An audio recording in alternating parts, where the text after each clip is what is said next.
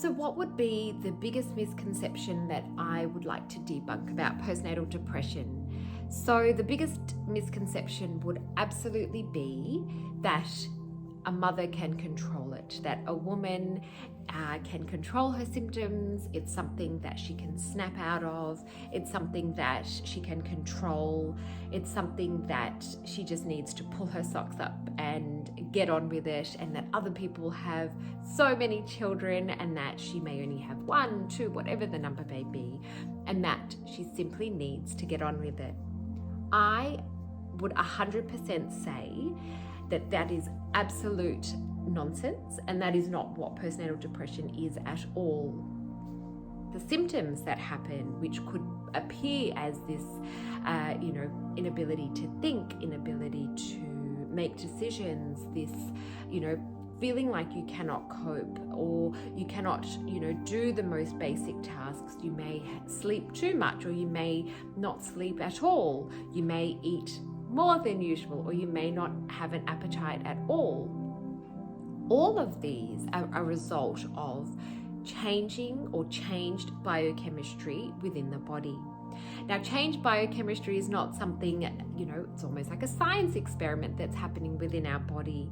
And it's not something that you can snap out of. It's not something that, someone has control over, because it is a biochemical process that is happening within our body in the same way as someone with high blood pressure, or if we relate it to a pregnancy or perinatal specific conditions such as preeclampsia.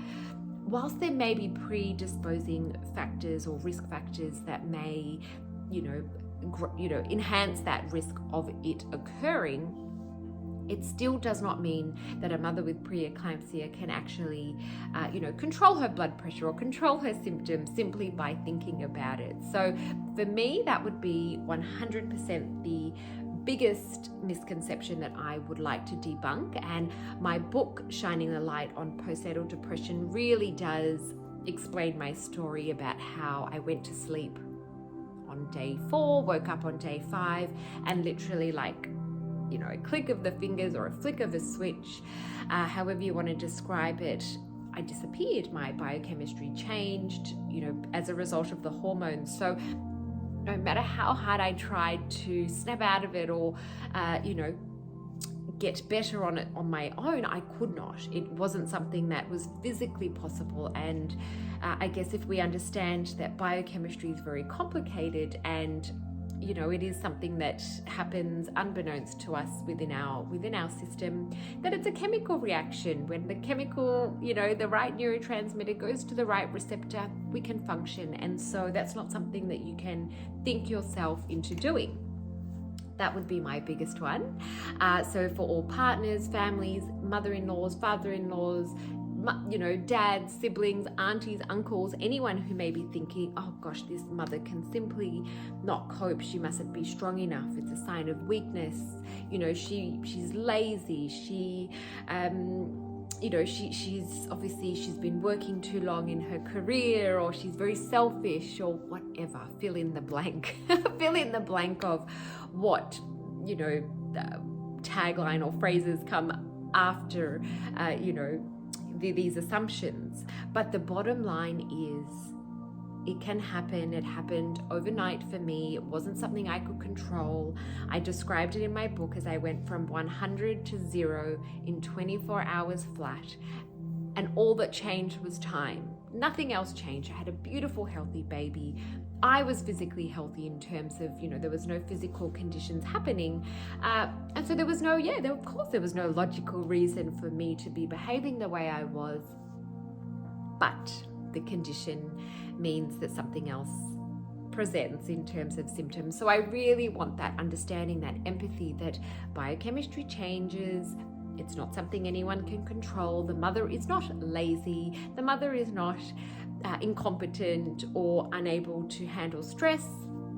What you are seeing is a direct result of changing or changed biochemistry within the body. And what we need is for all of our support network around us to help us stand up, to help the mother speak up, to seek help from your GP, from your obstetrician, from your midwife, from your child health nurse, whomever you feel the most comfortable with. I always would gravitate towards the GP because they act as a triage to call upon the resources and the help that you need. They can refer you on to all of the help, all of the support networks, refer you on to a psychologist or whatever help it is that you need. So that would always be my first point of call, to go to the GP. In terms of debunking treatment, the biggest misconception I would love to debunk would be that treatment, if someone does seek treatment, whether that is medication, it could be seeing a psychologist with interpersonal therapy or cognitive behavioral therapy, or whatever therapy is chosen. It could be counseling, that they're going to be on it forever, that they're stuck. They seek treatment, they're going to be stuck on it forever. That would be another misconception I would debunk, because that is simply not the case. More often than not, it could be a simple counseling, after a few sessions, that is enough for a mother to recover. It could be with medication, that a medication is trialed. It can take, say, 1 to 3 weeks usually to see some effect. It can take 4 to 6 weeks to see most of the effects, and it can take 6 to 8 weeks to see the full effects. So that would also be another one, that it's not a quick fix. In terms of medication, it can take time to find the right agent. It can take time for that agent to actually work and work well. So giving that message of patience is required. Definitely, it's not this quick band-aid solution fix that we as a society are so used to. So I would 100%, that would be another myth that I would like to debunk. But the treatment is not, if you're on medication, you're not going to be on that forever. It could be a period of 6 months the first time, and then you can slowly wean off.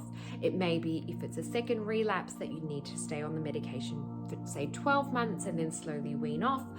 But regardless, a conversation would be had with your prescribing physician, and you would come up with an idea of what your treatment goals are and what the plan is upon, during the weaning process. So I would 100% say that if someone believes that with treatment that it is a lifelong process, I would 100% debunk that and say that treatment is available. It is an amazing part of the process of the recovery of perinatal mental health conditions, and that it's not something that you will be subscribed to for the rest of your life. So that would be another misconception that I would love to debunk.